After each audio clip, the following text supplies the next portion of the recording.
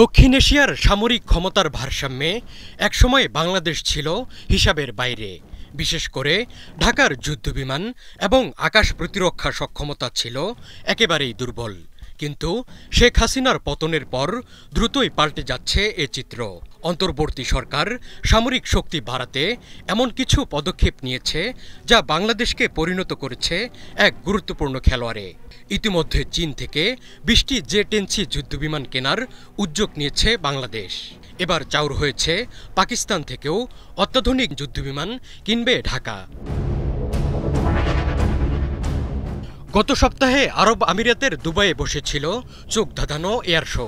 এই আন্তর্জাতিক ইভেন্টে পাকিস্তান ঘোষণা দেয় তারা একটি বন্ধু দেশের কাছে F-17 যুদ্ধবিমান বিক্রির চুক্তি নিশ্চিত করেছে। এই ঘোষণার পর ডিফেন্স সিকিউরিটি এশিয়া ইঙ্গিত দেয় এই বন্ধুত্বপূর্ণ দেশটি হচ্ছে বাংলাদেশ।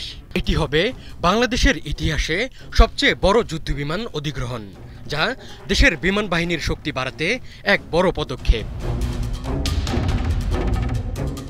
বর্তমানে F-17 হল পাকিস্তান বিমান বাহিনীর সবচেয়ে গুরুত্বপূর্ণ যুদ্ধবিমান। এটি 4.5 প্রজন্মের 1 ইঞ্জিন চালিত মাল্টিরোল যুদ্ধবিমান। এটি পাকিস্তান এরোনটিক্যাল কমপ্লেক্স এবং চীনের চেংদু এয়ারক্রাফট কর্পোরেশনের যৌথ উদ্যোগে তৈরি। F-17 থান্ডার ড্রপ ট্যাঙ্ক সহ ৩,৪৮২ কিলোমিটার পাল্লার অধিকারী। এটি আকাশ থেকে আকাশে এবং আকাশ থেকে ভূমিতে আঘাত হানতে সক্ষম। সেই সাথে জাহাজ বিধ্বংসী মিসাইল এবং গাইডেড বোমাও নিক্ষেপ করতে পারে। F-17 একটি 23 মিমি টুইন ব্যারেল কামান দিয়ে সজ্জিত। Which is the world-class cable brand?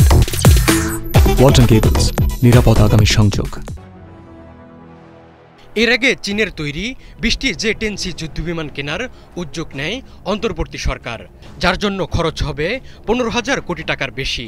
এই মাল্টিরোল যুদ্ধবিমান প্রতিরক্ষা এবং আক্রমণ দুই ধরনের কাজেই পারদর্শী। 4.5 প্রজন্মের এই যুদ্ধবিমান রাডারের ক্ষেত্রে রাফালের চেয়েও বেশি শক্তিশালী বলে ধারণা করা হয়। এটি বিমানবাহী রণতরী এবং ভূমিতে থাকা ঘাঁটি থেকে পরিচালনা করার জন্য ডিজাইন করা হয়েছে। জে-10C যুদ্ধবিমানের সবচেয়ে বড় সুবিধা হলো এটি অনেক কম জায়গায় টেক অফ করতে পারে। পাকিস্তান এই বিমান ব্যবহার করে ভারতের অন্তত 2টি যুদ্ধবিমান ভূপাতিত করেছিল। ওয়ারপাওয়ার বাংলাদেশ.com-এর তথ্য অনুযায়ী বাংলাদেশ বিমান বাহিনীর মোট 212টি এয়ারক্রাফট রয়েছে, যার মধ্যে 44টি যুদ্ধবিমান। বর্তমান বহরে রয়েছে পুরনো F-7BG/MB যুদ্ধবিমান, MiG-29 এবং Yak-130 প্রশিক্ষক বিমান। এগুলো আধুনিক চাহিদা পূরণ করতে পারছে না। ডিফেন্স সিকিউরিটি এশিয়া জানিয়েছে ঢাকা 2030 সালের মধ্যে সামরিক বাহিনীকে আধুনিক করার জন্য একটি মহাপরিকল্পনা নিয়ে কাজ করছে।